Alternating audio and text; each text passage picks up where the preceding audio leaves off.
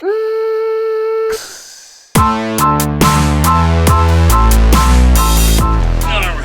of the only other things I'm going to address in this video is my Transbreak wiring.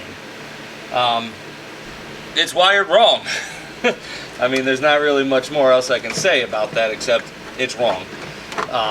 And after going back through my schematics and everything, I'm pretty sure I know exactly what I did, so it shouldn't be too overly hard to fix it.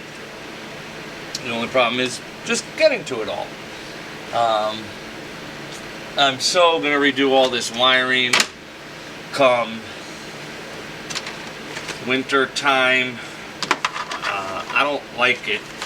You know, it's good, it works, I have zero problems with it, but whenever I need to do something like this, it's a goddamn pain in my butt. So I gotta figure out, I gotta go back and look to see how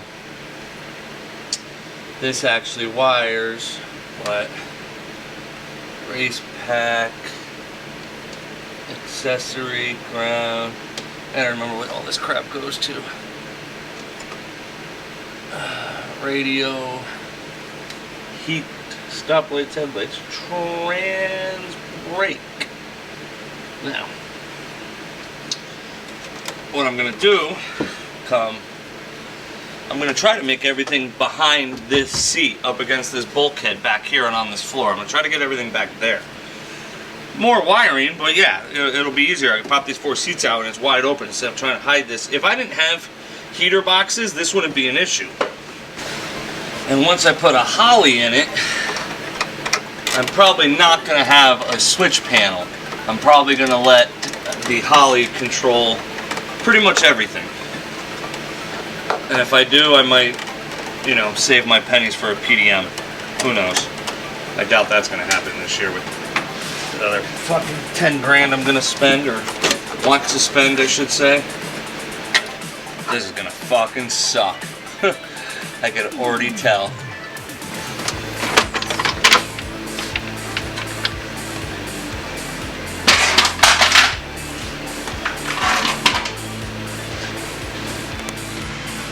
Okay, you can see it's completely and utterly torn apart.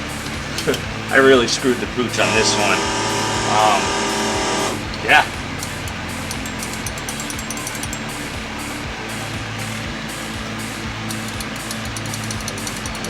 That's good.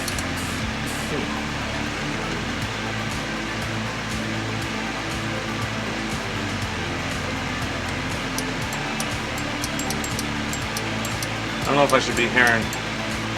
It might have to be running. That's kind of problematic right now.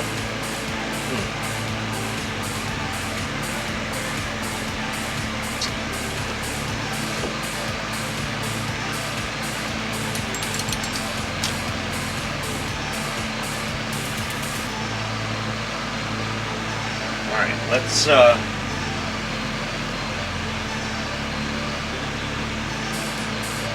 put the shifter back in, see if it works.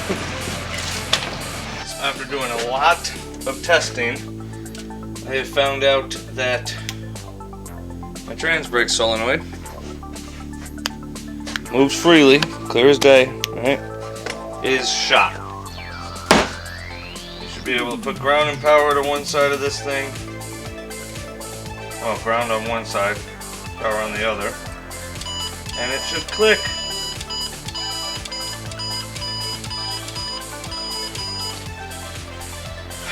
It's like $150 for a new one. I'm so sick and tired of brand new parts just breaking in this car with no rhyme or reason or anything. So what we're going to do is we're going to stick this back in. We're going to put the whole car back together, and we're going to deal with this for another day. I'm done spending money on parts that just break for no reason. If it broke after 5 years of use, okay. Literally never used it. I called up JW Performance.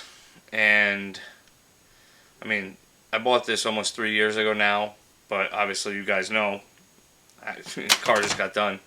I called them up and they're like, you can send it in and we'll check it. But I'm like, I don't want the car to be down that long, so I'm going to just buy another one, and then I'll send this in and see if it can be fixed, and then I'll have a spare. But I'm not too thrilled that I tore this all apart.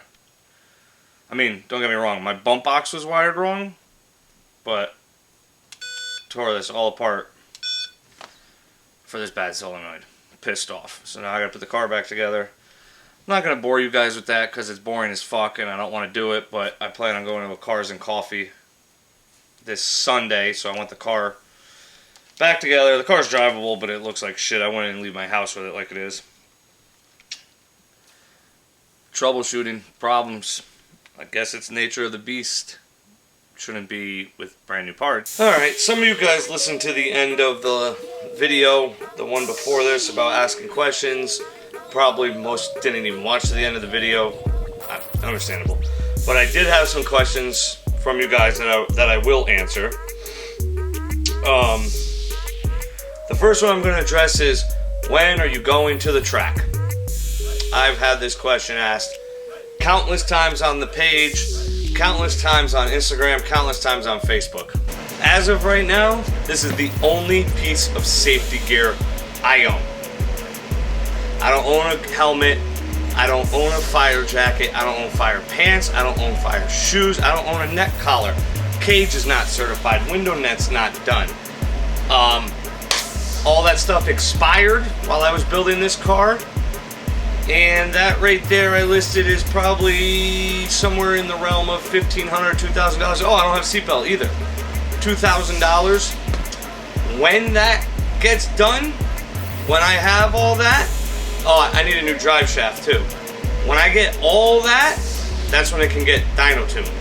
When it gets dyno tuned, that's when it'll go to the track. Honestly, I didn't build this car for the track to begin with. Yes, it looks like a race car, it looks like a track car.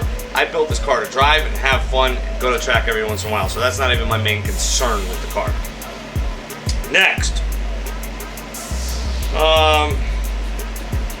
Raphael asked, in what steps did you build your car? I mean, you see the videos on YouTube, you see the steps. Those weren't all filmed and then put up randomly. That's the way the car was built. If I could do it differently, what would I do? If I were to build a whole nother car again, which I probably will, start at the back of the car and work your way forward. Get your fuel system back there, get your rear end built, your rear suspension, work forward, do transmission, work forward from that, do motor, and then go up electronics. That seems like the best way it would be to me, instead of hopping all around like I did. But I hopped around as the budget allowed. Let's see. Muhammad asked when I'm going to the dyno of the track. Dustin asked, have I installed the torque boxes that Team Z shipped me? If not, are you going to do it this winter? I have not installed them, and yes, I will be doing them this winter. Yes, I will be installing them this winter. You can see them right there. Those are the lowers, and there's the uppers. They will be getting installed this winter. I have decided that December 1, the car is done, off the road. It's coming in here, coming up on jack stands and getting completely torn apart. They didn't get done last winter because I simply ran out of time. I was not expecting doing the tube front and everything that had to be redone with it. So stay tuned, those will be this winter. Let's see what else we got here. Andrew asked me, where is your boost control solenoid mounted? How is it mounted? Are you using the MS3 to control the boost? What are your thoughts on standalone boost controllers? So I am using a single Mac valve right now, temporary. It's mounted in my front bumper here. It's on the front bumper tube, and all I did was weld two pieces. You can't really see it or else I'd show you. I welded 2 1/4-inch steel rods to a plate to that front bumper, and I just bolted the Mac valve to it, and I plumbed it to both solenoids. I will eventually be going CO2, but that's not going to be till this winter. The MS3 is controlling it. It's Kind of. The boost controller hasn't even been turned on in the car yet. I'm still getting used to the power it makes on 8 pounds of boost, so I have had no need to turn on the boost controller. When it goes to the dyno, I'm going to have Derek tune the car with the boost controller off, and then we're gonna freaking see if this car fucks and turn it on then and play with it more. What are my thoughts on standalone boost controllers? Standalone boost controllers were great 5 years ago, when these computers couldn't control boost that well. Now with the Dominator and Haltech and Fuel Tech controlling boost as well as they do nowadays, I don't believe you need a standalone controller. If you're a carbureted guy, with blow-through setup, you kind of got no choice. I don't think the VMS or any of that has a boost control, but I've never done any research because honestly, carbureted engines are the dumbest thing today. Nobody hold that against me. Oh, that was the quick questions that people had. I hope I answered them efficiently enough. I'm going to get this video edited up for you guys. It's kind of a wonky video. That's really not much. I have another video following it up with a bunch of stuff I did to this, a bunch of things I fixed and I went over with, and then I also am in the middle of finishing my intercooler icebox plumbing and wiring, and then we'll go over that and we'll see what the temp difference is. A lot of people say you can't drive an air to water on the street because you got to constantly fill it ice. So we're going to break a couple of myths with that and play around with that. So that'll be fun. Watch out for that. Like always, guys, get in the garage, grab a cold drink. I'm going to go grab an ice cold Corona because it's hot as crap today. It's 85 in here. And work on your hot rod.